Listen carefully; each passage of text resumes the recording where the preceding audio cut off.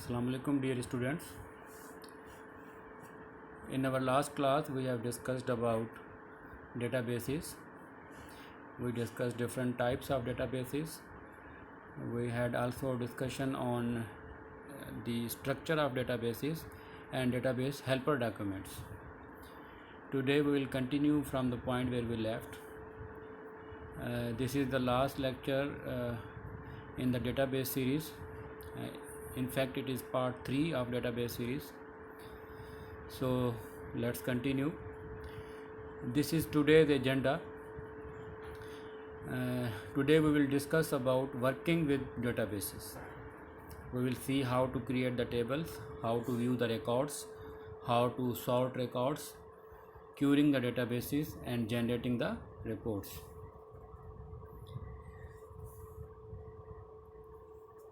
Firstly, creating the tables. In order to create a table, firstly you need to know which fields are required in this particular database or table. Database या table database के अंदर table create करने से पहले आपको पता होना चाहिए कि इस टेबल के अंदर कौन कौन सी फील्ड्स आपको रिक्वायर्ड हैं and you descriptively name those fields. उनका नाम फील्ड्स का इस तरह से रखना है जो उसको डिस्क्राइब करें, डिस्क्रिप्शन उसकी उसमें आ जाए. फॉर एग्ज़ाम्पल, एक बैंक के डेटाबेस के अंदर अकाउंट होल्डर नेम एक फील्ड हो सकती है, अकाउंट होल्डर का अकाउंट नंबर एक और फील्ड हो सकती है, बैलेंस में भी अनदर फील्ड. तो इस तरह से उनके नाम रिफ्लेक्ट करेंगे, किसी भी फील्ड का नाम को रिफ्लेक्ट करना चाहिए कि उसके अंदर क्या पड़ा होगा. That is why it's called descriptively naming the field. Then specify the field type. उसके अलावा आपने टाइप उसकी और then determine the field size. Type और साइज़ आपने भी मेंशन करना. अब टाइप डिपेंड करती है साइज़ के ऊपर. जितना डेटा आपने जिस साइज़ का रखना है उस टाइप के हिसाब से आपको उस फील्ड के लिए मेमोरी रिज़र्व करनी पड़ेगी. फॉर एग्ज़ाम्पल, अगर आपका कोई नंबर है तो नंबर आपको पता है, अगर आपने प्रोग्रामिंग पढ़ी है तो आपको पता है कि उसके अंदर नंबर्स जो हैं, फॉर एग्ज़ाम्पल इंटीजर जो है वो होल नंबर्स को कंटेन कर सकती है. अगर जस्ट कोई दो ही वैल्यूज़ हैं, येस और नो, तो फिर बूलियन आप यूज़ कर सकते हैं. और अगर आपने करैक्टर्स रख सकते हैं तो करैक्टर फील्ड रखनी है. टेक्स्ट है, images, audio, depending upon the type of the data you need a particular type of field. Okay, इसके ऊपर फर्दर डिस्कस करते हैं. Now you can see field कितनी टाइप्स की होती हैं. फील्ड टाइप्स कौन कौन सी होती हैं. It describes the type of data stored. Field क्या चीज़ डिस्क्राइब करती है कि इसके अंदर किस किस्म का डेटा स्टोर किया गया है. हम देखते हैं आगे. Most DBMS uses the same time. आजकल ज़्यादातर डेटाबेसिस एक ही टाइप की फील्ड्स यूज़ करते हैं. अब जहाँ पर यह फ़ायदा है एक ही तरह टाइप की डेटाबेस, एक ही टाइप की फील्ड यूज़ करने पे कि आपको you don't need to worry about the type. आपको इसकी फ़िक्र करने की ज़रूरत नहीं है कि आप टाइप को डिस्क्राइब करें डेटाबेस डिज़ाइन करते हुए या टेबल को क्रिएट करते हुए. फ़ायदा तो है कि आपको you don't need to worry about the type, but it is actually the wastage of memory. It is actually the wastage of memory और द वेस्टेज ऑफ रिसोर्सेज. वो किस तरह से. Let's have an example. एक real life की example लेते हैं, फिर आपको ज़्यादा क्लियर हो जाएगा. देखें, आप अगर कहीं पर ट्रैवलिंग के लिए जाना चाह रहे हैं और आपको कुछ सामान लेके जाना है. अगर आपके सिर्फ कोई कपड़े हैं, फॉर एग्जांपल 2 पेयर हैं आपके पास कपड़ों के, तो उसके लिए आप कोई शोल्डर बैग छोटा सा ले लेंगे, उसके अंदर वो कपड़े रख के ले जाएंगे. क्या आप उसके लिए पूरा एक बड़ा बॉक्स लेके जाएंगे? ऑब्वियसली नहीं. इसी तरीके से अगर ज़्यादा कपड़े हैं तो उससे बड़ा बैग लेके जाएंगे. कपड़ों के अलावा और किसी किस्म का इक्विपमेंट आप अपने साथ उठाना चाह रहे हैं, कोई और चीज़ें, कोई और गुड्स आप उठाना चाह रहे हैं, तो उसके लिए आपको फिर बड़े बॉक्सेस चाहिए होंगे, बड़े कंटेनर्स चाहिए होंगे उठाने के लिए. लेकिन अगर आप हमेशा ही कहें कि नहीं बड़ा कंटेनर ले जाते हैं, उसमें छोटी चीज़ें तो आ ही जाएंगी, ज़ाहिर है कपड़े तो फिर आ ही जाएंगे, तो आ तो जाएंगे एग्जैक्टली, लेकिन it will be wastage of resources. And in terms of computer memory it will be wastage of memory. So अब कौन कौन से डेटा टाइप्स हो सकते हैं हम देखते हैं। Text fields store letters and numbers. आपको पता है टेक्स्ट फील्ड के अंदर कोई लेटर्स यानी कैरेक्टर्स हो सकते हैं, अल्फ़ाबेटिकल कैरेक्टर्स, एंड नंबर्स कोई हो सकते हैं, न्यूमेरिक हो सकती हैं। तो अगर टेक्स्ट फील्ड आप डिक्लेयर कर रहे हैं तो उसके अंदर आप लेटर या नंबर दोनों रख सकते हैं। बट अगर न्यूमेरिक फील्ड है तो it can store only numbers, जिस तरह हमने बात की पहले, integer can store only numbers but whole numbers. But जबकि फ्लोटिंग पॉइंट जो होता है that can store floating point numbers, जो डेसिमल्स में नंबर्स होते हैं। डेट एंड टाइम फील्ड एक और हो सकती है, ऑब्वियसली इसका नाम रिफ्लेक्ट कर रहा है इसमें क्या चीज़ स्टोर हो सकती है, डेट और टाइम स्टोर हो सकती है। अ लॉजिकल फील्ड में स्टोर येस और नो वैल्यूज़। लॉजिकल फील्ड बहुत छोटा सा आपका डेटा टाइप बनेगा जिसमें सिर्फ आप एक बिट जो है वो यूज़ करते हुए उसको आइदर ऑन या ऑफ कर लें, या तो वो येस और नो को रिप्रेजेंट कर सकती है। बड़े ज़्यादा डेटा आपको रिजर्व करने की ज़रूरत नहीं है। बाइनरी फील्ड स्टोर इमेजेस और साउंड्स। अब बाइनरी फील्ड एक इस तरह की होती है जो बड़ा डेटा स्टोर करवा सकती है, जिस तरह के इमेजेस हैं। इमेजेस बहुत ज़्यादा उनको स्पेस चाहिए होती है। साउंड, आपके ऑडियो रिकॉर्ड्स जो हैं they need larger amount of data. And then there may be a counter field which generate sequential numbers.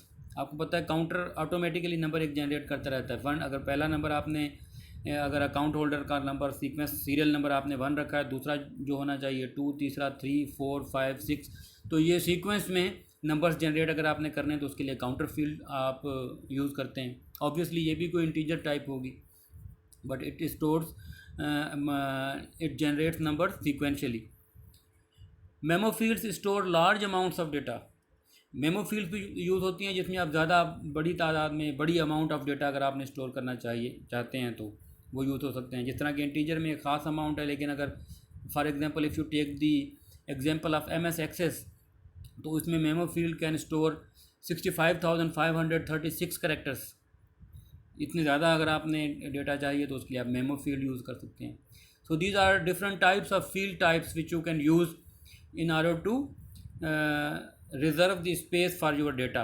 Now it depends on your requirement.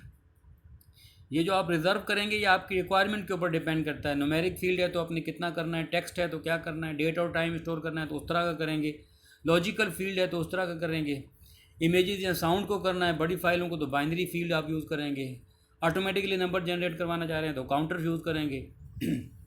तो obviously it depends on your requirement.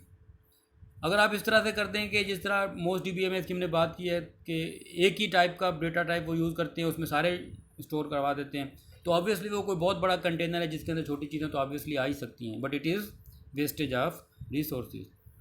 अगर आप बेहतर resources को use करना चाहते हैं तो you should know the data types. आपका डेटा टाइप किस तरह का है तो वो आप उसके अकॉर्डिंगली फील्ड जो हैं वो सेट कर सकते हैं।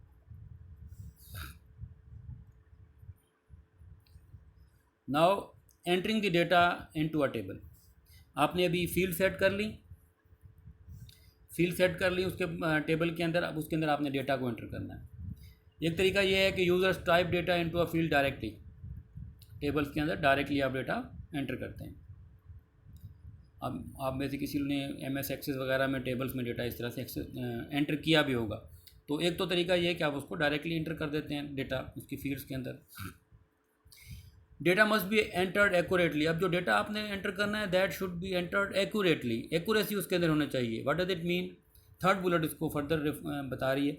Constants help to verify data. इसके अंदर आप कॉन्स्टेंट्स रखते हैं जो वेरीफाई करेंगे डेटा को। फॉर एग्जाम्पल कॉन्स्टेंट क्या चीज़ हो सकती है?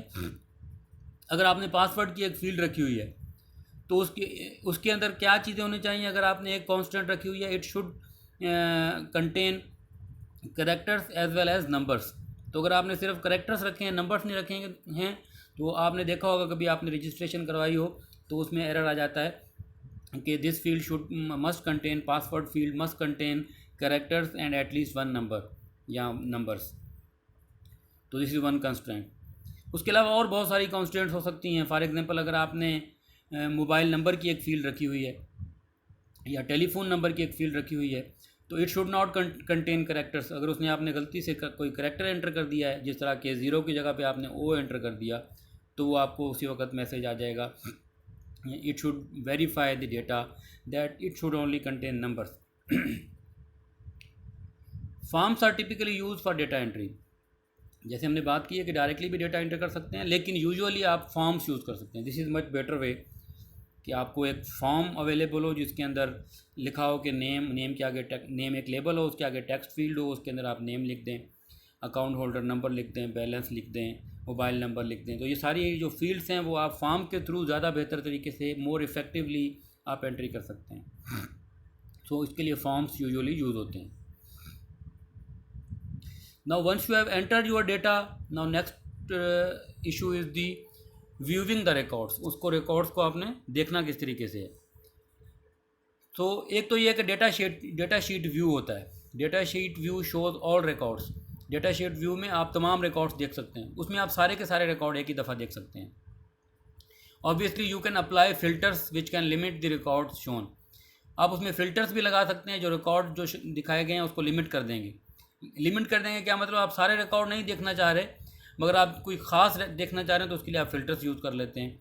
बजाय कि सारा, अगर टेबल बहुत बड़ा टेबल है उसको आप स्क्रॉल करते जाएं और सारे को देखें, तो उसमें आप फ़िल्टर लगा लेंगे, कोई पर्टिकुलर फ़िल्टर। अगर आप कोई पर्टिकुलर रिकॉर्ड ही सिर्फ देखना चाह रहे हैं, किसी ख़ास बंदे का देखना चाह रहे हैं उसका नाम, या कुछ लोगों का, तो उसकी एक रेंज रख लें, तो उस हिसाब से वो फ़िल्टर्स आपको वो रिकॉर्ड सिर्फ शो करेंगे। So there is display only records matching a criteria. जो क्राइटेरिया आप रखेंगे उस क्राइटेरिया के मुताबिक वो फिल्टर्स जो है आपको रिकॉर्ड शो करवाएंगे। और फॉर्म्स इसमें भी अलो करते हैं। फॉर्म्स अलो व्यूइंग वन रिकॉर्ड। फॉर्म्स के थ्रू आप 1 बाय 1 रिकॉर्ड चेक कर सकते हैं। एक रिकॉर्ड एक दफ़ा चेक किया, फिर दूसरा रिकॉर्ड चेक किया, तो फॉर्म के थ्रू एक और मेथड है। बजाय डेटा शीट व्यू में जिसमें सारे रिकॉर्ड्स एक ही दफ़ा आते हैं, उसके बजाय फॉर्म्स के थ्रू आप 1 बाय 1 रिकॉर्ड भी देख सकते हैं। उसको हम फर्दर देखेंगे किस तरह रिकॉर्ड देखते हैं जब हम क्यूरिंग लैंग्वेजेस जो आगे अब एक आ रहा है, एक स्लाइड में हम देखेंगे किस तरह देखते हैं। इसको मैं फ़र्दर रिफ़ाइन करूँगा, फ़र्दर इसको मैं डिफ़ाइन करूँगा आगे चल के। उसके बाद है सॉर्टिंग रिकॉर्ड्स।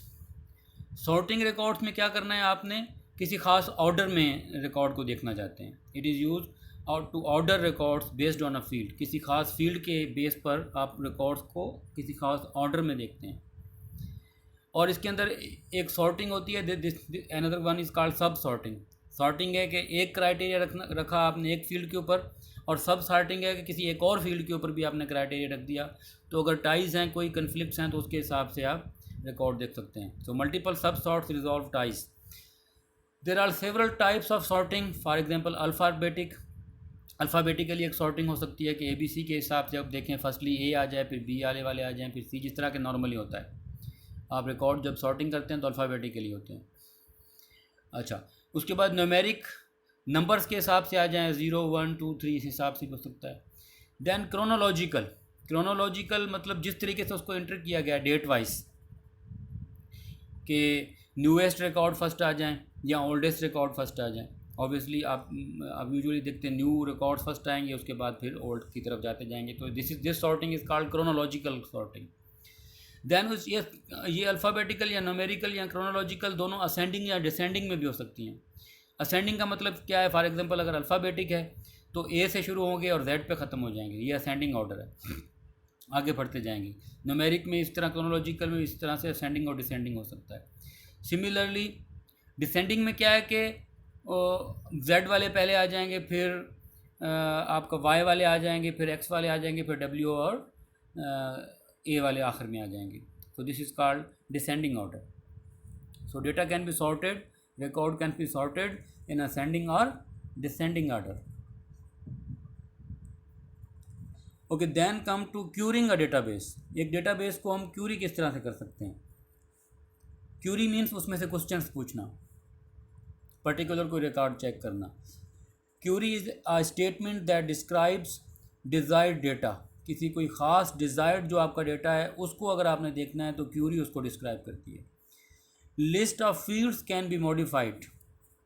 क्यूरी के थ्रू आप किसी ख़ास फील्ड को मॉडिफाई भी कर सकते हैं, देख भी सकते हैं उसको डिज़ायर्ड डेटा को, और उसको मॉडिफाई भी कर सकते हैं। फाइंड द डेटा, आप कोई डेटा जो है वो सर्च भी कर सकते हैं किसी रिकॉर्ड में से। You can also calculate values पर रिकॉर्ड। एक रिकॉर्ड के अंदर कितनी वैल्यूज़, मुख्तलिफ वैल्यूज़ जो हैं उनको आप उनके ऊपर कैलकुलेशंस भी परफॉर्म कर सकते हैं। You can also delete the records. Obviously modify भी कर सकते हैं और डिलीट भी कर सकते हैं।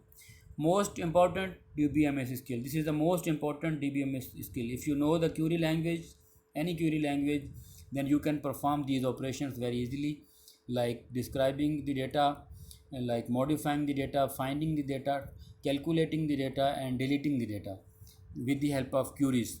So let's see ये queries किस तरह की होती हैं, इसको further हम देखते हैं. क्यूरीज क्यूरी लैंग्वेजेस के थ्रू हम यूज़ करते हैं. There are some query languages.